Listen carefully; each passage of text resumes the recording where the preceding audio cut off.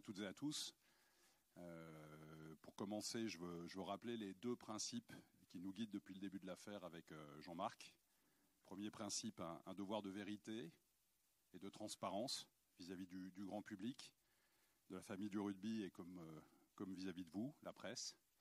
Deuxième principe, une gestion ferme et claire, jalonnée par un certain nombre de décisions ou d'actions. C'est donc dans ce double esprit que je souhaite ouvrir cette conférence de presse. Alors soyons clairs, cette succession d'affaires est dramatique pour toutes les parties prenantes.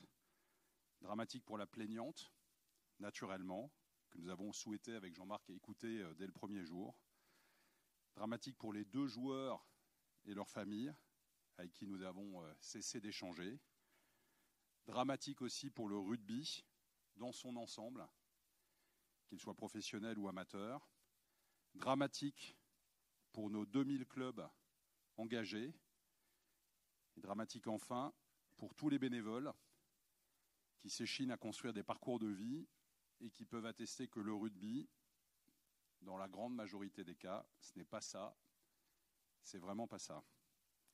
Cela peut paraître paradoxal de le dire au milieu de tout cela, mais je garde l'intime conviction que le rugby construit, que les parents ont raison de mettre leurs enfants dans nos écoles de rugby, et que le rugby et ses clubs restent une chance immense pour la société.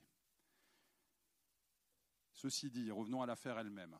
Avec Jean-Marc, nous restons sur la même ligne annoncée depuis le premier jour. Respect absolu de la présomption d'innocence. Nécessité d'entendre la plaignante, mais aussi les deux joueurs, car il y a vraiment deux versions, et que les joueurs, je le rappelle, n'ont pas encore plaidé. Et 3, faire confiance à la justice argentine, ce qui nous semble essentiel dans ce dossier. Ceci dit et fait, notre priorité immédiate est et a été la mise en résidence surveillée des deux jeunes joueurs pour qu'ils soient dans un environnement digne et sécurisé.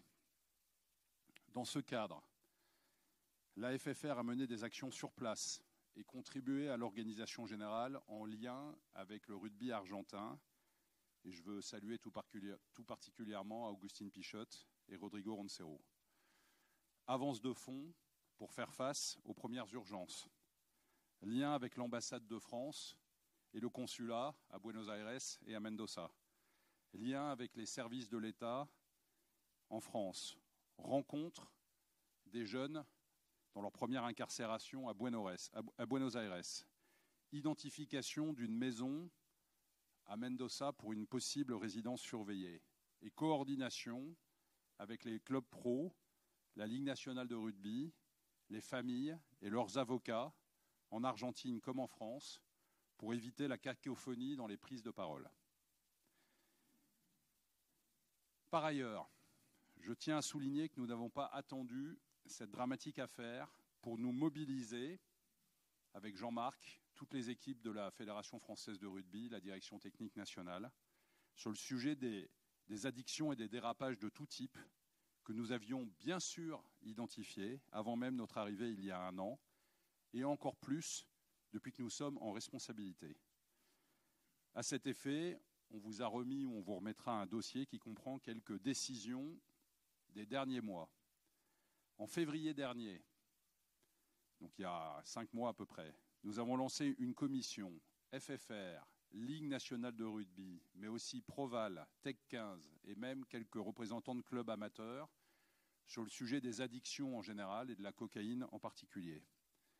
En février encore, nous avons avec fermeté saisi la commission de discipline dans 2 affaires de bizutage, dans 2 de nos académies Pôle Espoir.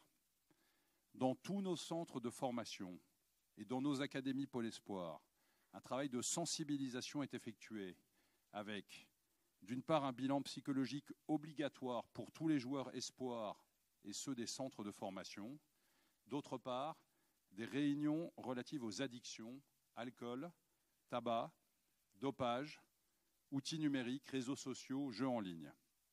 Cette saison, la Ligue nationale de rugby a lancé un grand plan santé mentale et risques psychosociaux avec un psychologue et Raphaël Poulain, qui se concrétise par une tournée de tous les clubs professionnels. En juin dernier, j'ai écrit un édito de Rugby Mag, le journal de la Fédération française de rugby, que vous avez dans le dossier, dans lequel je mentionne de manière malheureusement prémonitoire et totalement transparente les problèmes d'alcool, les problèmes de racisme, les problèmes de violence sexuelle, en disant haut et fort que le rugby est un reflet de la société et qu'il n'était pas et qu'il n'est pas épargné, et qu'il fallait cesser, je dis bien cesser, de se cacher derrière son petit doigt. En juin 2024, nous avons lancé avec Sylvain Dereux, secrétaire général de la Fédération française de rugby, et les équipes de la Fédération, le plan anti-violence en 30 points concrets, dont beaucoup sont issus de remontées d'expérience de nos ligues régionales. Et en juillet, dans la foulée de la mise à pied conservatoire de Melvin Jaminet, nous avons saisi le conseil discipline de la FFR, en lien avec la Ligue nationale de rugby, mais également fait un signalement au procureur de la République. Depuis notre arrivée il y a 1 an, nous avons fermement pris la décision de ne plus cacher la poussière sous le tapis et de prendre le dossier des violences et des addictions à bras-le-corps. Pour traiter un problème, le point de départ est de mettre des mots, MOTS, sur les mots MAUX. Comme je vous le disais, c'est notre devoir de vérité et notre devoir de transparence. Nous les assumons pleinement. Le rugby le mérite. Pour l'avenir, et s'agissant de la Fédération française de rugby, il y aura bien sûr un avant et un après Mendoza. Nous allons y travailler étape par étape, en concertation avec tous les acteurs du rugby, joueurs et staff des équipes de France, des 14 équipes de France, bien sûr, mais aussi les clubs et la Ligue nationale de rugby. Nous n'aurons certainement pas la main qui tremble, ni pour sensibiliser, ni pour appliquer les nouvelles règles, ni pour sanctionner s'il le fallait, car il en va de l'avenir de notre sport et de l'avenir de nos jeunes. Nous allons ainsi amplifier le travail de formation et de sensibilisation que j'évoquais, mais renforcer tout autant les sanctions concrètes. Les sanctions disciplinaires pourront notamment inclure des sanctions financières. Elles pourront aussi inclure l'exclusion temporaire ou définitive des équipes de France, comme nous l'avons fait dans le dossier Jaminet, avec une mise à pied immédiate à titre conservatoire. Enfin, et pour conclure, quand nous sommes arrivés il y a 1 an, nous avons annoncé notre volonté de mettre en place une fédération à mission, avec un rôle sportif, mais aussi éducatif et citoyen. Certains n'ont pas tout de suite compris l'enjeu. On voit bien aujourd'hui à quel point ce dossier de la fédération à mission est pourtant fondamental. Il n'y a pas de performance sportive possible s'il n'y a pas d'éducation. Et si nous n'assumons pas pleinement et fermement notre rôle citoyen dans le cadre de la délégation de service public qui est la nôtre. Avec Jean-Marc, avec toutes les équipes qui m'entourent, à la fédération, salariés et bénévoles, DTN et administratifs, notre détermination est totale. Et nous sommes bien sûr à votre disposition pour répondre à toutes vos questions et on prendra le temps qu'il faut. Merci à tous.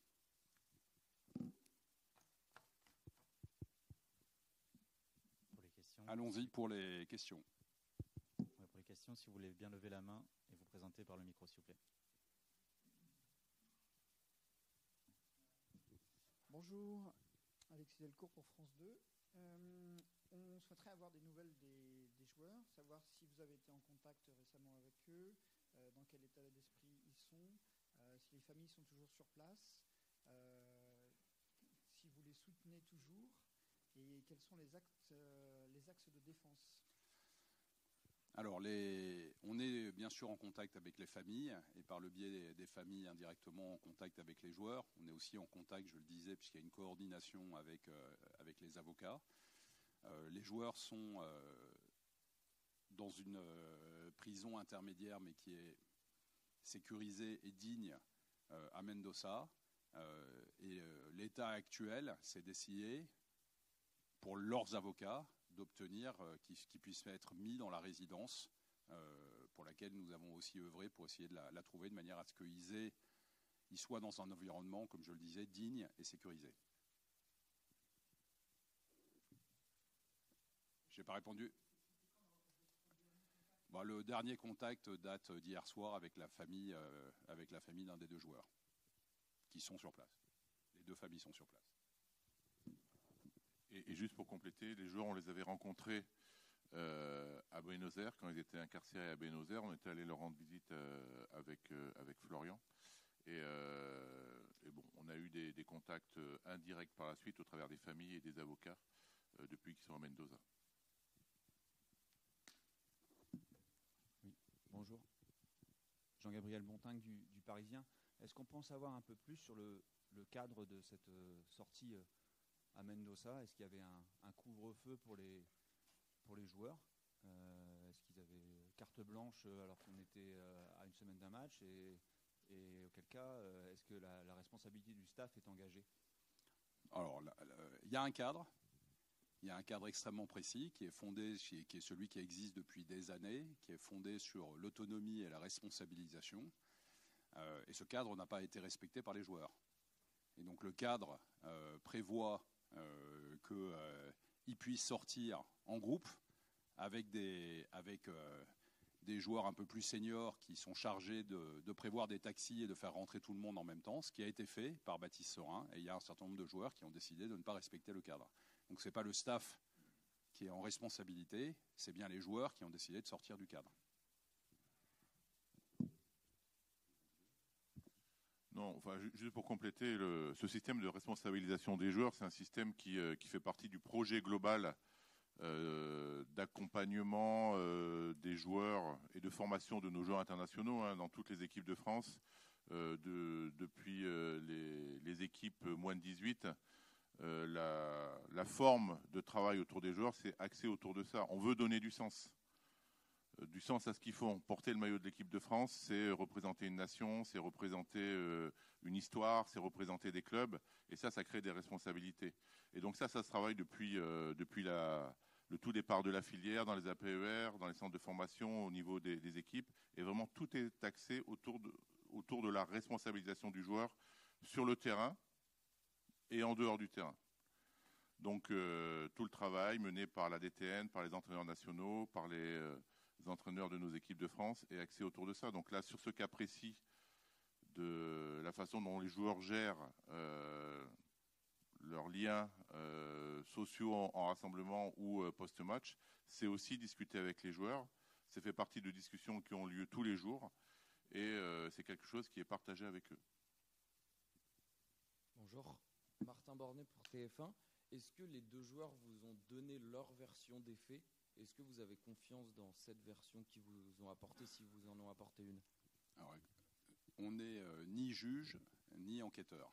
Et donc on n'a pas d'avis à porter sur la version. Ce qui est certain, c'est qu'il y a deux versions et que la version des joueurs n'a pas encore été plaidée. Voilà. Et nous, on a confiance dans la justice argentine et c'est à elle de déterminer s'il y a culpabilité ou pas. On peut avoir notre intime conviction, mais on n'a pas à l'exposer aujourd'hui. Je pense qu'il faut respecter le travail de la justice argentine et qu'elle mène son enquête jusqu'au bout et que des décisions soient prises derrière. Et voilà.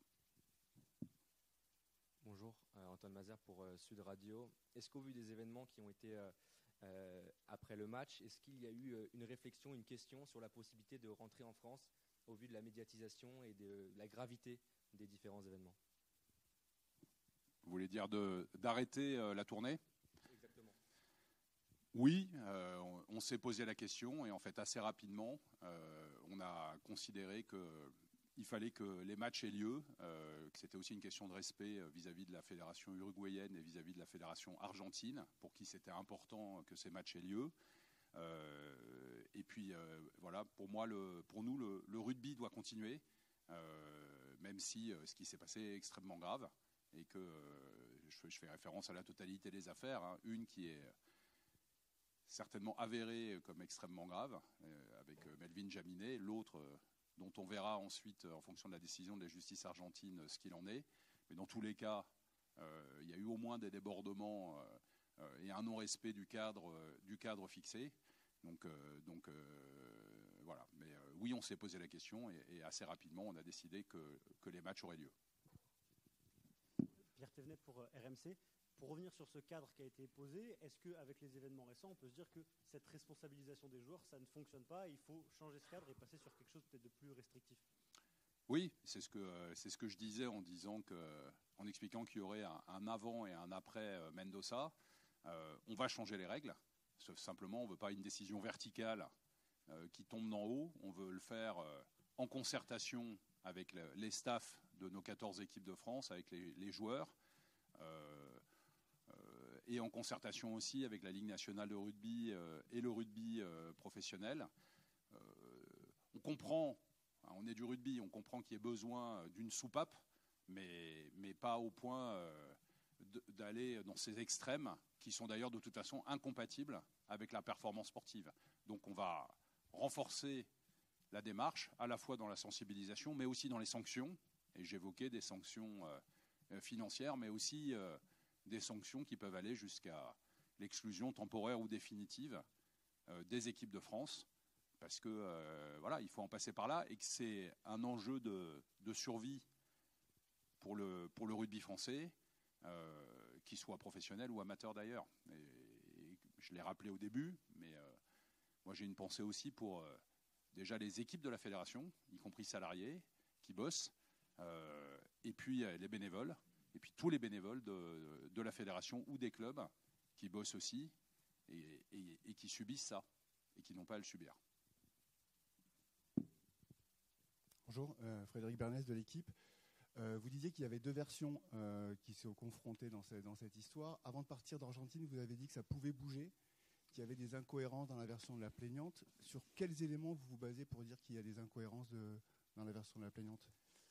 Je ne veux pas rentrer dans les détails, dans la mesure où on a un travail de coordination avec les avocats. Bien sûr qu'on a quelques éléments, mais je pense que ces éléments doivent être mis en avant par les avocats des familles lorsqu'ils plaideront. Ça sera peut-être aujourd'hui d'ailleurs, de manière à essayer d'obtenir, ce qui est l'objectif depuis le début, une résidence digne et sécurisée pour les joueurs. Mais moi, je ne suis pas là pour commenter les quelques informations que je peux avoir.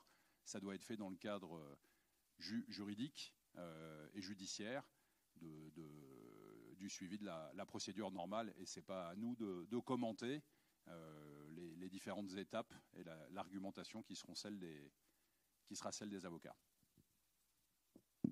Vous avez vécu les événements à l'intérieur, j'ai envie de dire, avec l'équipe de France là-bas.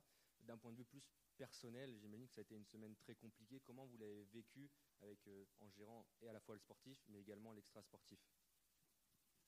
Bon, d'abord, on était finalement assez contents avec Jean-Marc d'être deux sur place, parce que je pense qu'il y a eu beaucoup de décisions à prendre au jour le jour, et le fait de pouvoir être en attelage de seconde ligne, ça ne lui plaît pas parce qu'il est troisième ligne normalement, mais pour pouvoir œuvrer sur le sujet, c'était déterminant. Ensuite, on a très vite tenu un discours au staff et aux joueurs en leur disant chacun son couloir de nage. Jean-Marc et moi, on prend en charge le dossier des affaires et on se met en lien avec tout le monde sur place, ambassade, consulat, service de l'État, avocats, parés au plus pressé, enfin tout ce que j'ai rappelé au début. Et vous vous concentrez sur le sportif et les deux matchs qui nous restent à faire, aussi par respect pour la fédération uruguayenne et la fédération argentine. Voilà. Et oui, c'était dur. En descendant de l'avion, on a eu le téléphone qui a buzzé et qui a beaucoup sonné. Et bon, c'était effectivement, on avait déjà eu le problématique Jaminet. On ne va pas se raconter d'histoire. On n'était pas très heureux. Et on était même ému de ce qui s'est passé et du mal que ça fait au rugby français. Et pour compléter, en fait, c'est vrai qu'on est arrivé, vous pouvez bien l'imaginer, on a trouvé un groupe très très affecté, que ce soit les joueurs et le staff. Et il était important aussi de gérer ça. Ce qu'a présenté Florian sur le fait déjà de les sortir de l'affaire et leur dire nous on s'occupe de ça, occupez-vous du sportif, c'était une première étape qui leur a fait du bien. Et c'est pour ça que aussi, pour compléter la question sur fallait-il jouer, oui, il fallait continuer parce que c'était aussi un moyen pour les joueurs et le staff de passer à autre chose. Mais aussi on a mis en place un travail pour nos joueurs, pour nos staffs. On les a mis en relation avec les préparateurs mentaux qui travaillent habituellement avec eux, alors qui n'étaient pas forcément en tournée, mais qui étaient sur place. Et on a mis, pour ceux qui en ressentaient le besoin, on les a mis en contact avec eux, mais aussi avec la cellule d'écoute de la Fédération française de rugby sur les problématiques psychologiques. Donc ils avaient aussi moyen de travailler avec des gens ici en France et à Paris pour, le cas échéant, essayer de traiter des problématiques éventuelles qu'ils pouvaient avoir par rapport à l'affaire. Oui.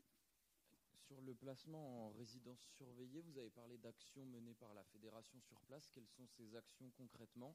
Et si la demande de placement en résidence surveillée est acceptée par la justice argentine, qui va payer? Est-ce que c'est la fédération, la famille?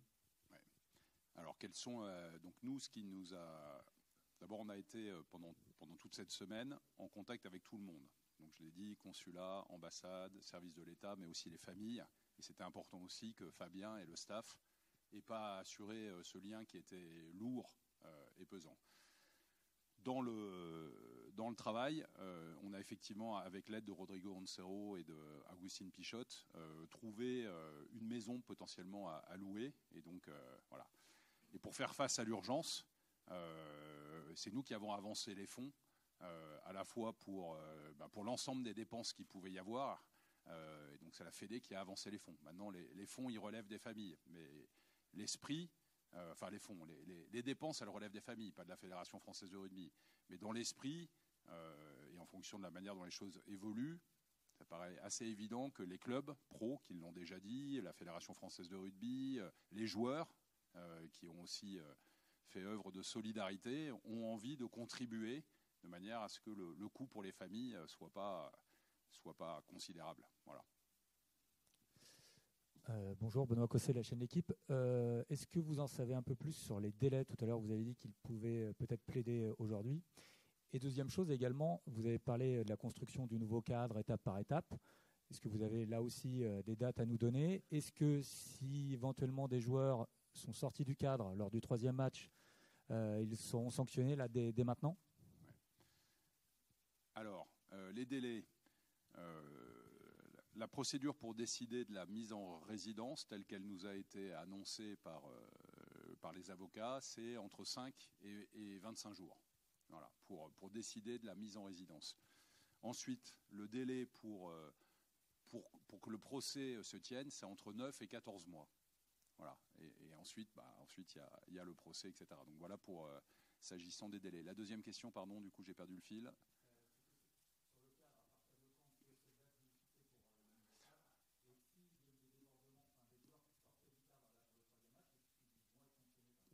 Alors, sur le cadre, on va le mettre en place avant les prochains matchs de l'équipe de France et des équipes de France. Donc, il faut qu'on aille quand même assez rapidement, puisqu'il y a un calendrier de match qui va arriver pour les équipes de France à 15. Voilà. Sanctions, on va les appliquer. Enfin, c'est à partir du moment où on aura fixé un nouveau cadre qu'on appliquera les nouvelles sanctions qu'on a prévu de mettre en place, mais dont il convient encore de les discuter avec l'ensemble des staffs, joueurs, ligues, clubs. Voilà. Et j'imagine, parce que là, l'ensemble prend forcément une très forte médiatisation liée au fait qu'on parle de l'équipe de France, mais la problématique, et c'est pour ça que je parlais de ne pas se cacher derrière son petit doigt, existe dans les clubs. Et il faudra que nous, on donne le là, mais probablement qu'il y ait un plan d'action qui soit fait par tout le rugby français, parce qu'avant d'avoir charge sportive, on a charge d'hommes. Et je pense que ce point-là, il est quand même fondamental.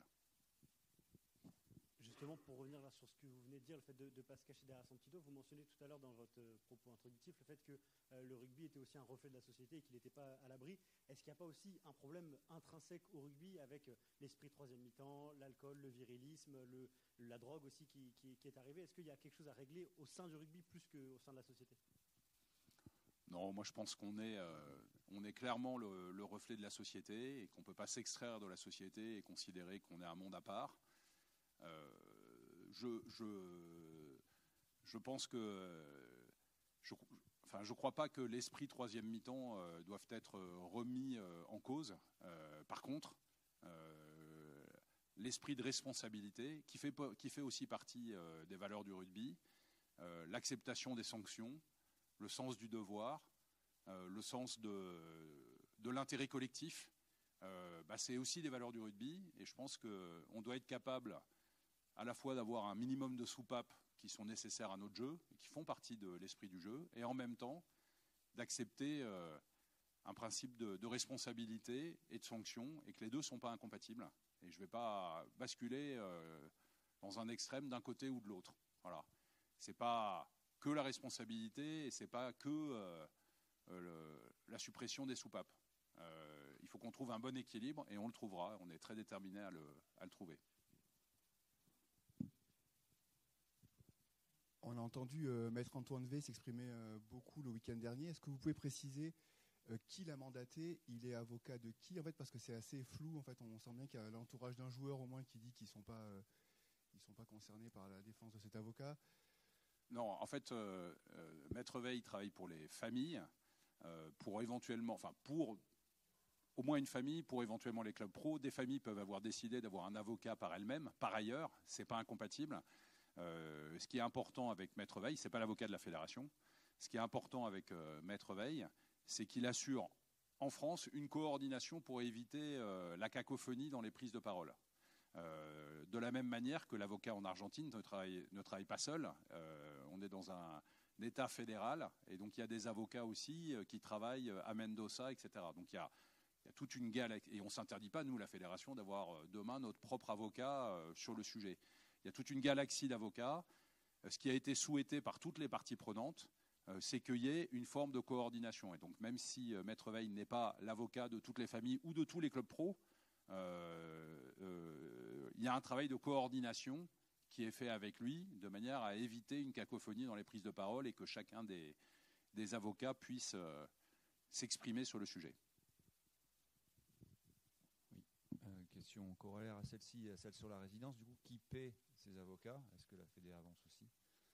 Et sinon, une autre question sur l'affaire Jaminet, là, qui pour le coup, vous en avez parlé, les faits ont plus été avérés.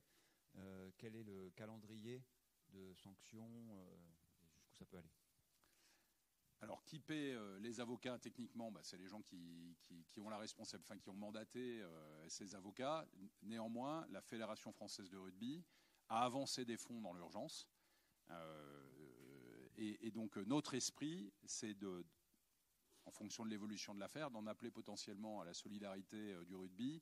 Les clubs pros nous ont déjà dit qu'ils étaient prêts à contribuer. Les joueurs de l'équipe de France ont déjà accepté de contribuer et de participer à une cagnotte. Et on ne s'interdira pas, en fonction de l'évolution de l'affaire, parce que bien sûr, selon qu'il y ait condamnation, pas condamnation, etc., le registre n'est pas forcément exactement le même, mais d'en appeler une forme de solidarité du rugby.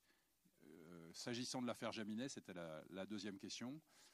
Nous, on a fait une saisine avec la Ligue nationale de rugby de la commission de discipline de la Fédération française de rugby, qui est l'interlocuteur pour ce type de propos. Et par ailleurs, on a fait une saisine du procureur de la République sur les propos racistes avérés. Willy Billiard, Rugby Pass. Concernant les autres équipes de France, je pense au Bleuet en Afrique du Sud en ce moment, est-ce qu'il y a eu un mot d'ordre de passer? Si oui, lequel? Parce qu'elles ont été particulièrement touchées aussi sur ce plan-là. Et puis, éventuellement, est-ce que le cadre a déjà été renforcé pour la fin du championnat du monde? Évidemment que la déflagration consécutive à ces affaires a été importante et et qu'on est en relation avec tous les staffs des équipes de France. Alors au-delà des Bleuets, il y a une information générale qui a été passée suite à ces événements via Olivier Lièvremont et la DTN. On a eu une sensibilisation de tous nos staffs parce qu'il n'y a pas que les Bleuets, il y avait aussi l'équipe de France féminine des moins de 20, parce qu'on parle des joueurs, mais il y a aussi les joueuses qui sont potentiellement concernées par tout ça. Et oui, effectivement, on s'est mis en contact avec Jean-Marc Bédéred, Sébastien Calvé, qui sont en charge de l'équipe de France moins de 20 qui est aujourd'hui en ce moment en Argentine, pour qu'effectivement il y ait un cadre là très strict qui soit mis en place en attendant de lancer cette réflexion autour de la façon dont on allait gérer dans le futur notre approche de la gestion des équipes de France. Donc oui, évidemment que des informations ont été passées, des consignes ont été passées pour qu'il n'y ait pas d'incident de ce type-là qui se renouvelle à court terme. Pour revenir sur le problème potentiel de la drogue, vous parliez il y a quelques jours que vous aviez eu des échos de choses qui n'allaient pas dans les différents clubs, les différentes ligues. Est-ce que concrètement vous avez mené des enquêtes pour savoir s'il y avait une recrudescence de la consommation de drogue dans le rugby, ou est-ce que c'est simplement du bouche à oreille? Ouais, enfin il y a des cas qui ont été avérés, puisqu'il y a déjà eu avec des contrôles de la FLD des découvertes de prise de cocaïne. Et puis après, on discute beaucoup avec Proval. Et Proval fait état de vraies problématiques, mais qui est un problème de société, de consommation de cocaïne. Et puis ensuite, moi je fais, sur cette première année de mandat, j'ai fait 142 déplacements partout sur le terrain. Et donc quand vous discutez avec les dirigeants et bénévoles des clubs amateurs, ils vous parlent d'un problème endémique de cocaïne. Donc la seule chose, c'est que jusqu'ici, ces problématiques on mettait la poussière sous le tapis. Et donc nous, depuis qu'on est arrivé, je mentionnais y compris l'édito malheureusement prémonitoire de Rugby Mag, dans lequel je mets plus que clairement les pieds dans le plat sur le sujet. Nous, on a décidé de traiter les problèmes en face, de pas continuer à tourner autour du pot ou à faire croire que ça n'existe pas. Pour moi, ça ne remet pas en cause les valeurs du rugby, parce que les valeurs du rugby, elles existent, le respect, la solidarité, la loyauté, mais on a un devoir de transparence et de responsabilité par rapport à ça, et on ne traite pas les sujets en ne les nommant pas précisément. Et donc ces sujets-là, même si c'est des sujets de société et que le rugby seul ne peut pas tout traiter, ces sujets-là, on se doit de les adresser. Et depuis qu'on est arrivé, on les adresse avec fermeté et transparence. Sachant que, juste pour compléter aussi, c'est pas un sujet qui est propre au rugby, puisque nous, on a été contacté par d'autres fédérations pour essayer de voir si on pouvait pas travailler collectivement sur le sujet. Le ministère a été mis aussi dans la boucle. Donc l'idée, c'est d'essayer d'avoir une approche collective de la problématique. Pour rebondir sur les sujets de société, il y a aussi l'affaire donc de racisme, l'affaire Jaminet. Et on le sait, ça fait déjà plusieurs années qu'on en parle dans le rugby amateur, même chez les éducateurs parfois, dans certains secteurs géographiques. Est-ce que vous pouvez nous en dire plus sur les actions vraiment concrètement que la Fédé va enfin peut-être prendre justement pour essayer de traiter ce problème? Oui. Vous l'avez vu, et c'est rappelé dans le document qu'on vous donne, et vous pourrez accéder à l'intégralité du plan avec Sylvain Dereux, qui est le secrétaire général de la Fédération française de rugby, et Laurent Estampe aussi, qui est un élu du comité directeur qui est présent dans la salle. On a lancé un plan anti-violence en 30 points, très concret, avec un certain nombre de décisions. S'agissant du racisme en particulier, on a notamment, dans le courant de la saison, parce qu'il y a eu quelques cas de propos racistes, rappelé plusieurs points, et notamment aux arbitres. Un propos raciste sur le terrain, c'est rouge immédiat. Des propos racistes dans la tribune, l'arbitre a la possibilité d'arrêter le match, de demander au président de descendre au milieu du terrain et de s'adresser à la tribune. Et si ça se reproduit, d'arrêter le match définitivement. On demande à tous les bénévoles, à tous les dirigeants de nous signaler systématiquement des propos racistes, et systématiquement par le secrétaire général Sylvain Dereux, il y a une saisine qui est opérée et les suites qu'on peut donner. Donc voilà, il y a tout un plan d'action sur ce sujet-là. Le racisme existe. Il existe aussi dans le rugby. Et il nous appartient de lutter contre ce phénomène-là derrière lequel, dont il ne faut pas faire croire qu'il n'existe pas. Il existe. Nicolas Souchon, Canal+. L'équipe de France est une vitrine à la valeur d'exemple. Est-ce qu'à l'avenir, c'est tolérance zéro pour quelques débordements, que ce soit du racisme, débordements en soirée? Parce qu'on parle du monde amateur, mais on s'inspire aussi de l'équipe de France. Ce n'est pas à l'avenir, c'est déjà le cas. C'est-à-dire que s'agissant de Melvin Jaminet, ça a été tolérance zéro, avec mise à pied conservatoire et puis signalement au procureur et saisine avec la Ligue nationale de rugby de la commission de discipline. Et pour la suite, oui, ce sera tolérance zéro. C'est-à-dire que, je l'ai dit, sanctions financières, sanctions pouvant aller jusqu'à l'exclusion définitive des équipes de France. Ça dépend des faits. Je veux dire qu'il faut qu'on ait dans les sanctions, il faut qu'on ait quand même qu'on ait une possibilité d'appliquer la sanction différemment en fonction de la réalité des faits. Mais on veut mettre beaucoup plus de rigueur dans tout ça. Encore une fois, on veut pour autant prendre le temps d'en discuter avec les parties, y compris les joueurs. L'objectif, c'est pas d'enlever toute soupape. Je pense que dans notre sport, la soupape est nécessaire, mais d'en appeler à la responsabilité des joueurs. Et vous savez, c'est déjà le cas. Quand là, on était hier à Buenos Aires et il y a eu la remise des caps des joueurs. Quand on devient international, on prend un certain nombre d'engagements vis-à-vis de la Fédération française de rugby. Et c'est assez solennel. Et il y a un texte qui est lu et qui précise ces engagements. Donc il y a un cadre qui est fixé. Le seul problème, c'est quand le cadre n'est pas respecté. Et au rugby, on accepte les sanctions. Et quand le cadre ne sera pas respecté, il y aura des sanctions. Il y aura de la sensibilisation avant. Mais quand le cadre n'est pas respecté, c'est normal qu'il y ait des sanctions. Et ces sanctions, elles pourront être très lourdes.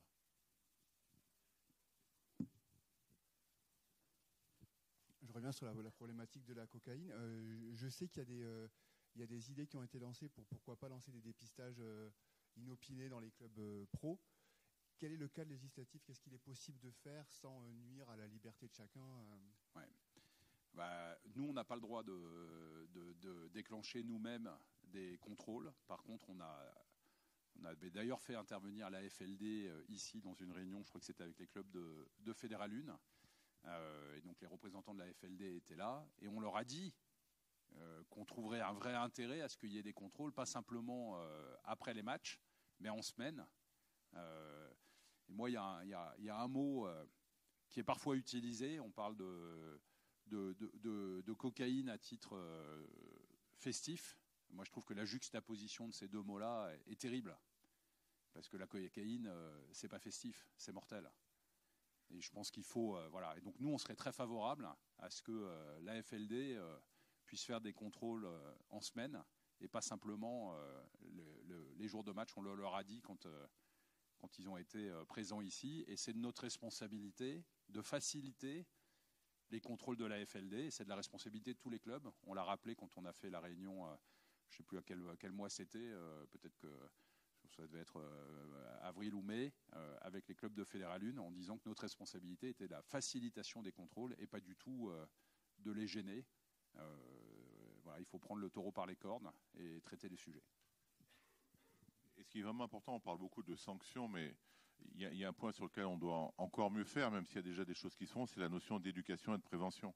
Je vous parlais de la filière tout à l'heure. La filière, c'est un parcours qui commence des moins de 15 ans jusqu'aux équipes seniors, féminines et masculines, à 15 à 7.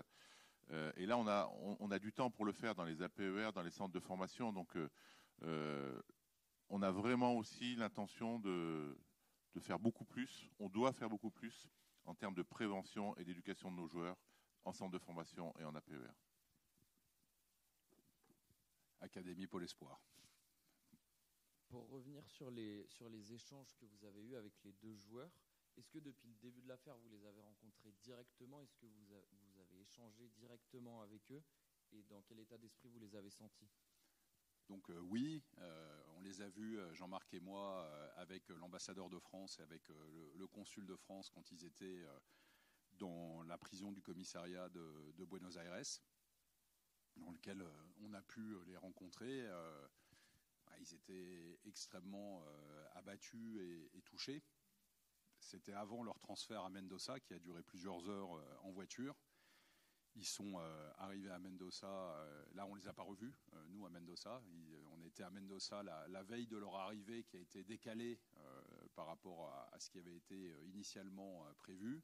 Mais on sait qu'ils sont arrivés extrêmement éprouvés de leur voyage de Buenos Aires à Mendoza. Et que là, maintenant, dans la mesure où on a réussi, pour l'instant, à éviter qu'ils soient mis dans la prison de Mendoza, ils ont pu se doucher, ils ont pu, voilà, donc ça va un peu mieux, voilà, d'après les retours qu'on a des familles. Mais forcément, ils sont très touchés et ils ont envie d'expliquer leur version des faits. Et c'est ce qu'il faudra qu'ils fassent avec leurs avocats dans le cadre de la procédure. Oui, alors donc nous, on les a visités effectivement à Buenos Aires. Alors, il faut dire que les plages de visite étaient très très réduites. Et en plus, il se trouve qu'on s'est retrouvés là-bas le jour de la fête nationale argentine et que tout était fermé. C'est des périodes de vacances, donc ça a été très compliqué de leur rendre visite. Mais le staff aussi est allé leur rendre visite. Et donc, on a essayé d'utiliser les périodes de visite pour leur faire rencontrer un maximum de personnes, pour les rassurer sur le fait que voilà, on était au soutien au soutien dans cette épreuve qui traversait. Oui, bonjour, juste ici. Tom Nouvian pour Associated Press. Pour prendre un peu de recul, j'ai une question par rapport aux Jeux Olympiques. Le rugby est un sport olympique. Est-ce que vous pouvez nous parler, selon vos mots, de la gravité de la suite d'événements qui a eu lieu en Argentine et du message que ça envoie à quelques jours où la France s'apprête à accueillir le monde? Et j'ai mal entendu la question, pardon. On est à quelques jours des Jeux Olympiques. Le rugby est un sport olympique. Je voulais savoir si vous pouviez nous parler, selon vos mots, de la gravité du message que cela peut envoyer à l'heure où la France va accueillir le monde, la suite d'événements qui a eu en Argentine. Merci.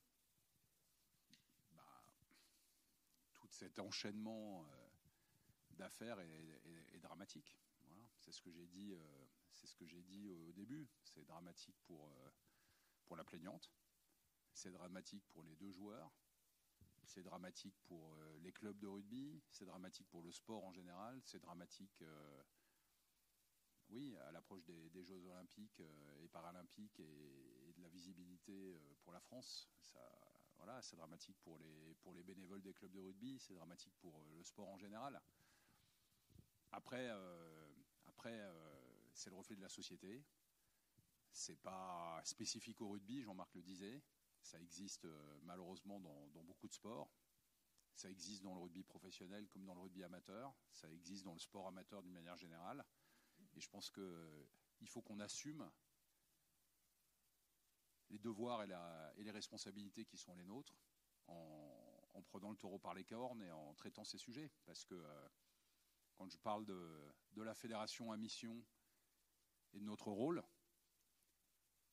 et ça faisait un peu sourire au début quand on disait fédération à mission, mais en fait non, on a bien un rôle sportif, on a un rôle éducatif et on a un rôle citoyen.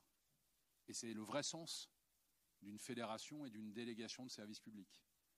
On se doit, on ne peut pas se contenter de dire notre responsabilité, elle est uniquement le sport et la performance sportive, c'est faux. Notre responsabilité, c'est d'avoir charge sportive, mais d'avoir charge d'hommes et de femmes. Et dès lors qu'on a charge d'hommes et de femmes, on a la responsabilité de s'en occuper et de s'en occuper vraiment. Voilà. Et il faut qu'on soit présent sur tous ces sujets-là. Alors c'est pas simple, mais il faut le faire. Et le rugby le mérite. Vous nous avez parlé de la procédure et donc de l'envie des joueurs de pouvoir expliquer leur version. Mais est-ce que vous pouvez nous préciser justement les éléments de calendrier pour que ce soit bien clair? Qu'est-ce qui va se passer dans les prochains jours? Et s'ils ont l'occasion effectivement de plaider leur version, quand est-ce que ça se passerait justement dans cette procédure? Alors jusqu'ici, dans cette affaire. On a beaucoup entendu la version de la plaignante, et nous, on a trouvé très important que la plaignante puisse complètement s'exprimer et qu'on soit à l'écoute de son témoignage. Mais l'avocate de la plaignante a beaucoup commenté, y compris dans la presse argentine, les faits selon la version de la plaignante. Et jusqu'ici, les joueurs n'ont pas plaidé. Ils ont attendu, les avocats des joueurs ont attendu d'avoir accès à l'ensemble des pièces du dossier. Et l'ensemble des pièces, c'est les vidéos, les témoignages, etc., y compris les vidéos de sécurité de l'hôtel, pour faire leur propre plaidoirie. Voilà. Et pour l'instant, ils ont décidé, avant d'avoir toutes les pièces, de ne pas parler. Donc c'est pour ça qu'on a une version et on n'a pas encore vraiment la version des joueurs. Pour répondre à votre question sur le calendrier, d'après les informations qu'on a, il semblerait qu'il y ait peut-être aujourd'hui un rendez-vous qui permettrait aux avocats des joueurs et des familles d'exprimer la version qui est la leur et qui fera peut-être ou pas un contrepoids à la version de la plaignante. Est-ce que vous avez l'impression qu'en l'espace d'une soirée, tout le travail qui a été fait pendant des années pour l'image du rugby français a finalement été gâché sur l'espace public par rapport à peut-être des gens qui suivent le rugby peut-être un petit peu de loin, qui parlent des valeurs, et en l'espace d'une soirée, 2 incidents, et on recule de 15 pas en arrière? Je ne vais pas vous dire le contraire. On fait, et nous depuis un an, mais d'autres avant nous, un vrai travail de fond pour expliquer que le rugby construit. Nous, notre gouvernance, on a beaucoup insisté sur le fait que le rugby, c'est ce que j'ai répété, et c'est ce à quoi, au fond de mes tripes, je continue à croire, que le rugby ne transforme pas que les essais, mais transforme les personnes.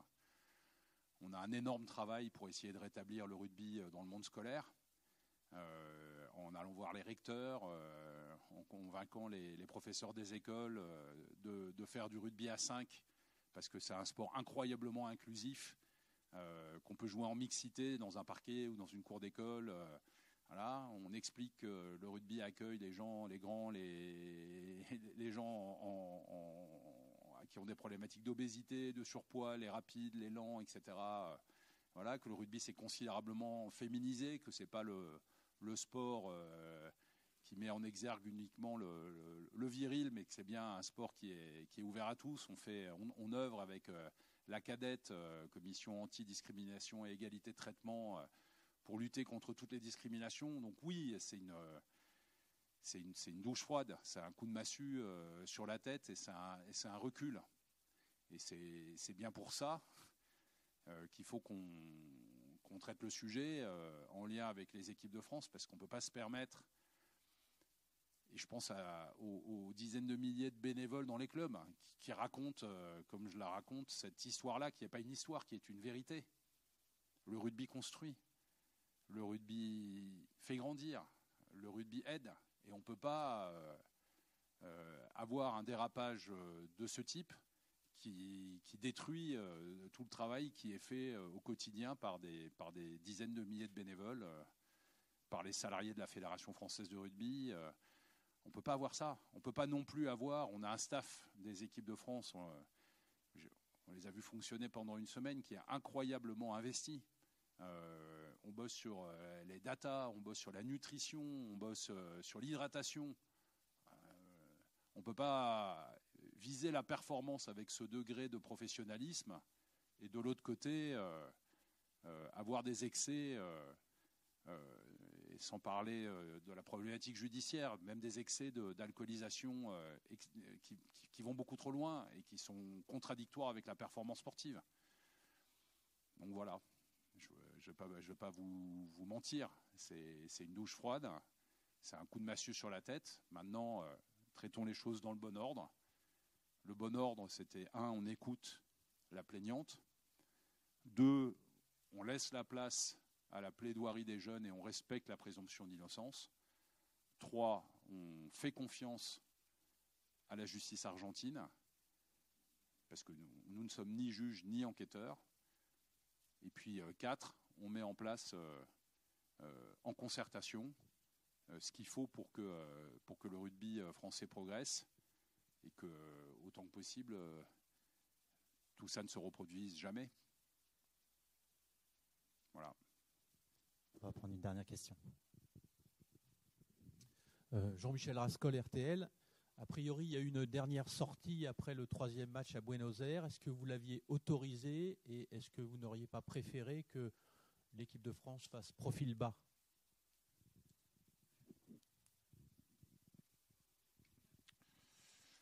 Alors, il y a, dans le déroulement de la tournée, il y a 42 joueurs qui sont concernés par la tournée et il y a une annonce de l'équipe qui a été faite pour le dernier test le jeudi soir, je crois. Et c'est vrai qu'il reste des joueurs pour lesquels la tournée est terminée et qui sont venus nous voir pour comprendre ce qu'ils pouvaient faire ou ne pas faire sur cette fin de tournée par rapport aux circonstances. Donc on a discuté avec eux. Oui, on les a autorisés à sortir de l'hôtel pour aller manger dans les restaurants, pour profiter de la ville, pour éventuellement boire voilà, quelques coups en ville de façon, on va dire, contrôlée. On leur a demandé de rester dans l'hôtel s'ils devaient rester un peu tard en soirée ensemble pour échanger, pour parler. Voilà, c'est les consignes qui avaient été données. Donc non, on leur a pas dit vous ne faites rien, vous restez dans votre chambre jusqu'à la fin de la tournée. Et on a essayé de discuter avec eux, avec le staff, pour voir qu'est-ce qui était possible de faire et de s'assurer qu'il n'y ait pas de dérive suite à ces consignes-là. Donc oui, des consignes et un cadre avaient été mis. Et pour compléter, le soir du 3e match, on a organisé, il y avait la remise des capes, et donc il y avait à la fois un dîner et un pot commun avec l'ensemble des équipes. Il y a des joueurs qui ont demandé la possibilité de sortir. Jean-Marc a été voir le capitaine Baptiste Serin en lui disant non. Voilà. Donc s'il y a eu des sorties malgré tout, c'est un dérapage de plus qui ne correspond pas au cadre qu'on avait fixé. Mais encore une fois, à nous de mettre en place l'arsenal de décisions quand il y a des dérapages. Parce que voilà, on leur avait dit oui, on peut boire un coup ensemble, mais vous restez à l'hôtel. Et on a dit à Baptiste Serin, capitaine, on veut pas qu'il y ait de sortie supplémentaire après ce 3e match. En tout cas, vous pouvez continuer à être ensemble et à passer du temps ensemble, mais à l'hôtel. Si c'est pas le cas, c'est un dérapage de plus.